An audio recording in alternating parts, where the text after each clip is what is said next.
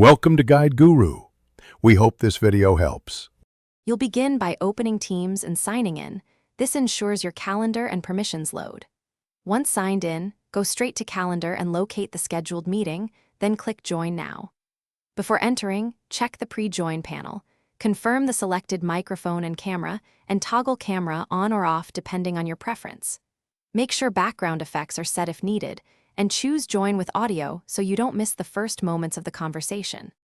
Once in the meeting, focus on the controls at the bottom of the window so you can participate smoothly. You can change mic or camera on the fly via the device menu. This is useful if you plug in a headset mid-call.